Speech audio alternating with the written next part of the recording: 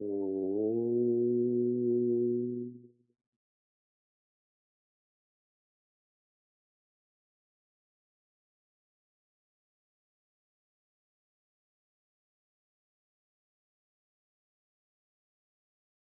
Om.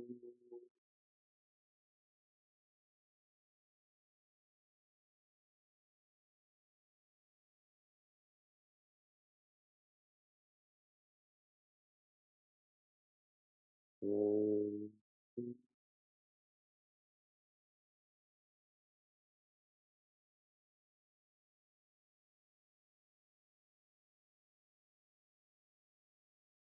Welcome to Meaningful Mornings.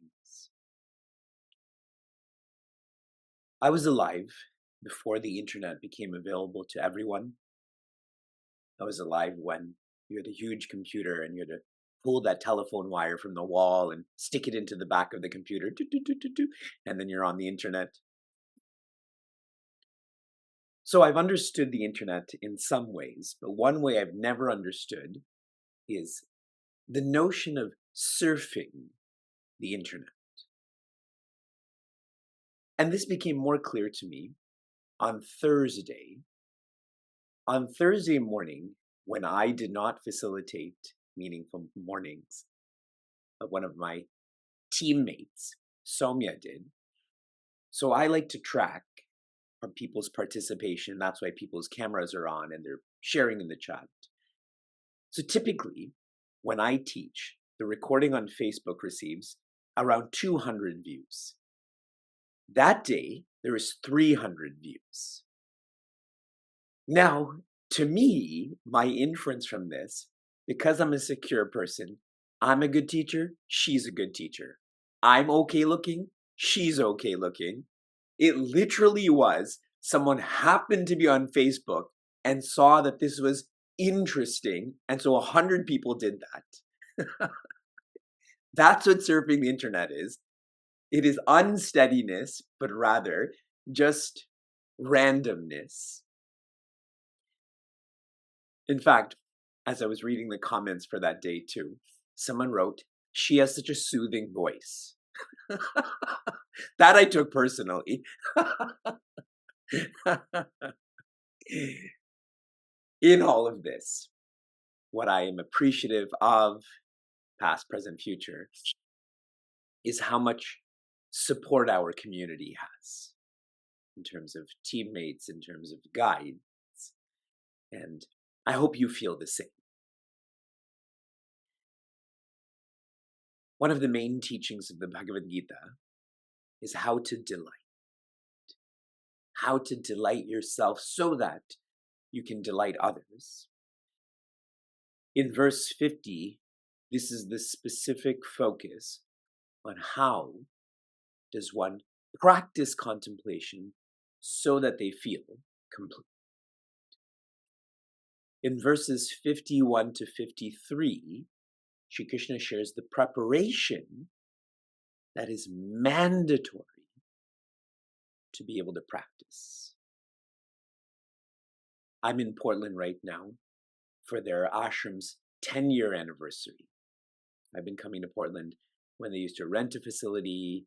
We've had fundraisers here. Now they've had their ashram, Chinmaya Haridwar, for 10 years. So as part of the celebration is mandatory soccer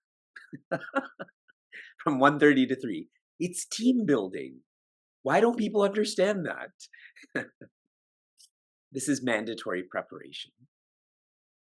In verses 54 and 55, Shri Krishna has shared, the preparation leads to the process of contemplation.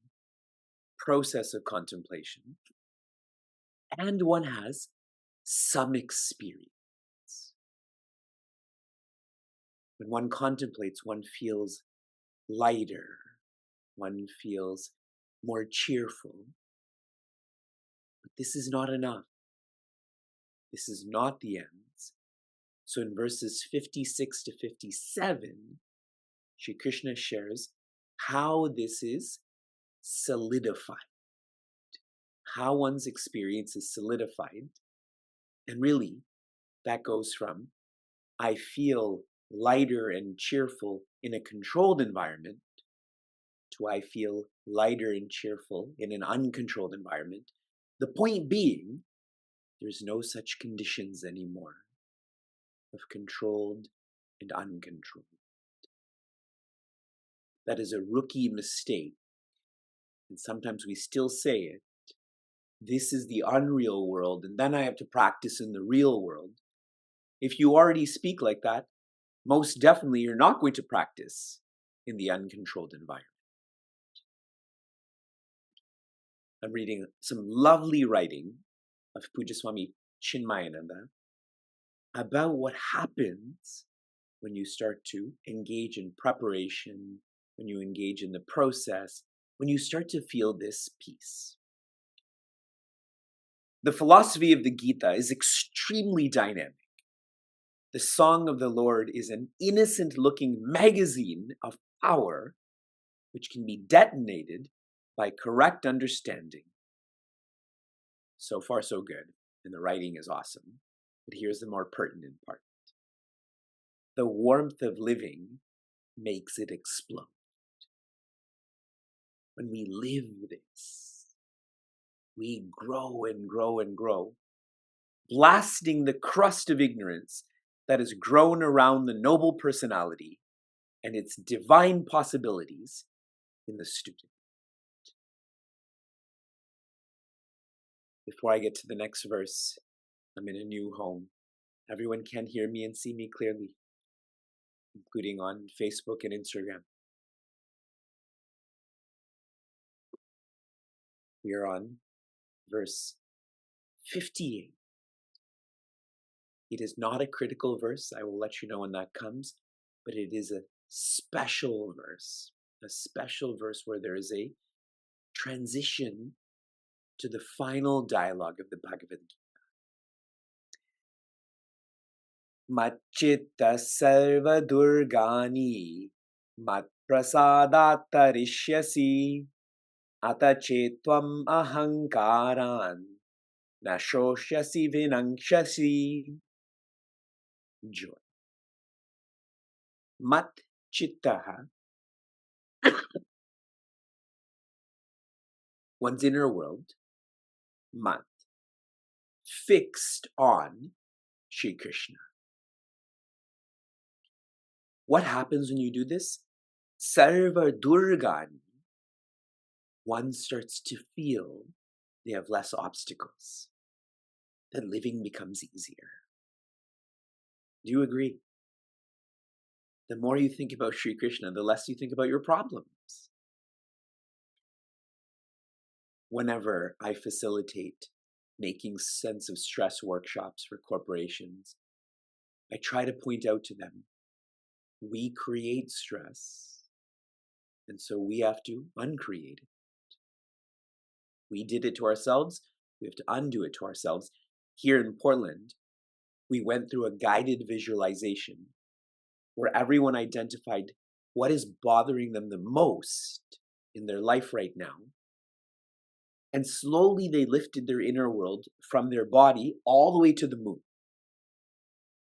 And then came back, giving them the right perspective that that problem is not that big. Yes, everyone? Mat prasada, for the one who is looking after Shri Krishna is looking after them. For the one who understands Shri Krishna, understands that what radiates from Shri Krishna is grace, tarishyasi. They cross over those obstacles. They cross over the obstacle, which is the sense of individuality. What's unique about grace? Someone had asked me yesterday, how do you earn grace? And I said those two terms are incompatible. You don't earn grace. It's not a calculation. Grace is grace. It is incomparable. But in a practical, personal sense, when one works hard and smart, they do feel that grace. How many of you have felt this? So I don't even have to continue. You know this is your experience. And what's so powerful about grace is the more you feel grace, the more you feel grace. There's a compound effect. In our workshop in Portland, which is on Love Thyself, I had shared those who are organized, they love themselves more. They don't live as busy a life. They don't feel so much stress. Whereas those who are not organized, they don't love themselves and they make life harder for the people around them too. Super practical. Here's the transition now. It's like that train of thought is complete. And now Sri Krishna is getting into this final dialogue, like he's just sitting with Prince Arjuna, even though we know that to be the case. But now it's like he's just sitting with him, and the advice is complete. It's almost like he's asking, how do you feel about all of this? Now some of the most critical verses are coming. Ata chet ahankaran. In contrast, though, if you have ego, if you express this egoism, point being here, for the one who's following all of these teachings, there is utility. For the one who, on account of ego and egoism, does not follow these teachings, there is a warning. Just like in America, when there's an ad for a medicine, they share, these are all the things that are going to happen that are good to you, but these are the bad things that are going to happen to you too. It's like every medicine causes diarrhea. So what will that be? Shrosyasi, Vinangshasi, na shrosyasi means you will not. The word is here. Another word is you will not listen. You will not change. If you can't hear, you obviously aren't listening. If you're not listening, you obviously aren't changing. Since one is not evolving, what will happen? Vinangshasi, one will devolve. The commentary shares one will perish. I'm reading an insight from Pujya Swami Chinmayananda because this last quarter can't apply to us. We are hearing, listening, changing. One must always remember the presence within and perceive without, the play of the Lord to whom alone all actions belong. What Sri Tulasidasa has taught. In your heart, you should feel nirguna, which means in your heart, you should feel infinity. With your eyes, you should see saguna. With your eyes, you should see divinity. When you're contemplating, infinity. When you're not contemplating in the sense that you're in the uncontrolled environment, divinity. But at no point is there a remembrance of the individuality. This is just the start of many amazing verses. From inspiration to application, your application was to reflect on, for him, forever, how are you going to change for him forever? We are in the final portion of the Bhagavad Gita. We are in the final 20 verses. We're in our final month before our yatra to the Kailasha Parvata, the Mansarovara lake. Start to work harder and smarter on a single vice that is burning you and burning those around you. Be ready where this is warmed up for you to surrender this to Him forever. That will be on June 30th, but we have 44 days to really identify this. Your application for this morning, I would like for you to go back to the celebration of connection to contentment recording. That was 10 days ago. Experience this celebration one more time. Do this and reflect. Shanti, Shanti, Shanti. Be joy.